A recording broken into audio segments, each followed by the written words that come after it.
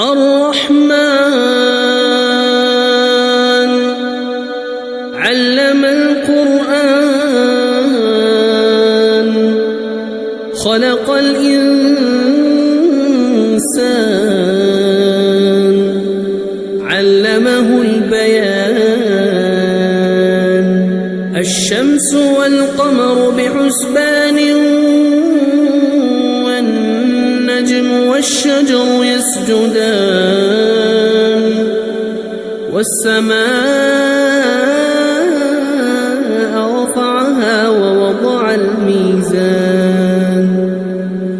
ألا تطغوا في الميزان وأقيموا الوزن بالقسط ولا تخسروا الميزان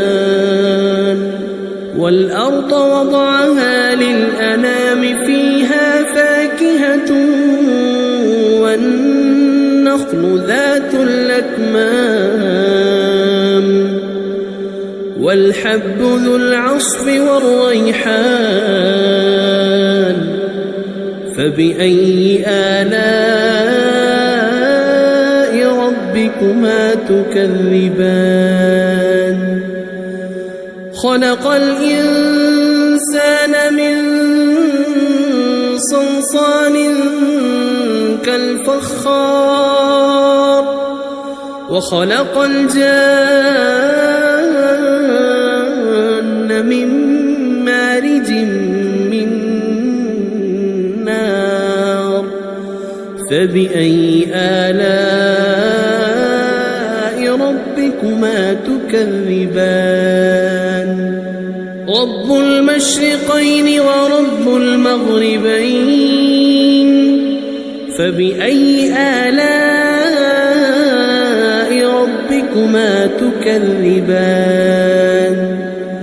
مرج البحرين يلتقيان بينهما برزخ لا يبغيان فبأي آلاء ربكما تكذبان يخرج منهما اللؤلؤ والمرجان فبأي آلاء ربكما تكذبان وله الجوار المنشآت في البحر كالأعلام فبأي آلاء